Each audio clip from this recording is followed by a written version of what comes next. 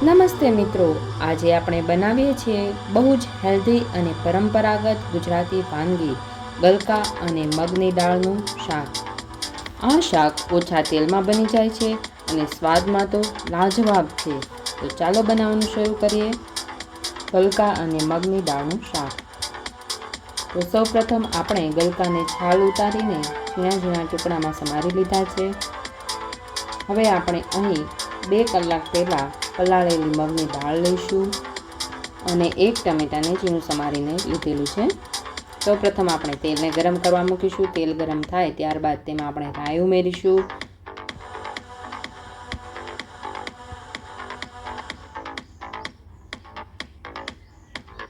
રાઈ તડતડ થઈ જાય એટલે આપણે જીરું ઉમેરીશું અને તડકો આપી દઈશું। હવે આપણે તેમાં કાપેલા ટમેટાં ઉમેરીશું।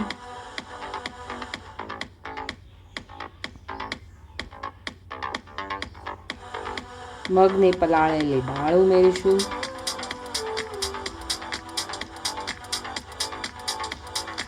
ગલકાના સમારેલા ટુકડા ઉમેરીશું।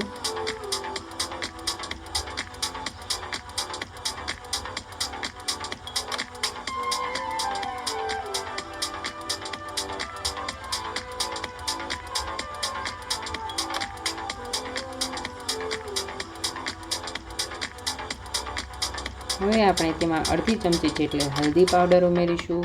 2 ચમચી જેટલો મરચાંનો પાવડર ઉમેરીશું અને 1 ચમચી ધાણા જીરું ઉમેરીશું અને સ્વાદ અનુસાર નમક।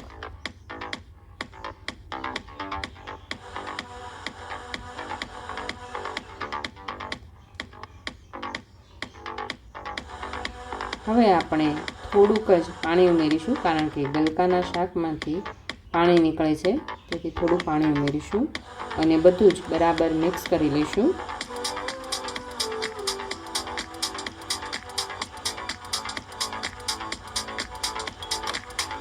હવે આપણે કુકરને બંધ કરીશું અને 4 થી 5 મિનિટ સુધી ચડવા દઈશું અને કુકર ઠરી જાય એટલે આપણું શાક તૈયાર છે। શાક તૈયાર થઈ જાય એટલે તેમાં લીંબુનો રસ અને થોડી કોથમરી નાખીને સર્વ કરીશું।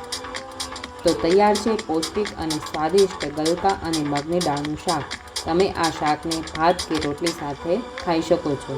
જો તમને મારો વિડીયો ગમ્યો હોય તો લાઈક કરો, શેર કરો અને સબસ્ક્રાઈબ કરો બીજી નવી રેસીપી જોવા માટે। આભાર।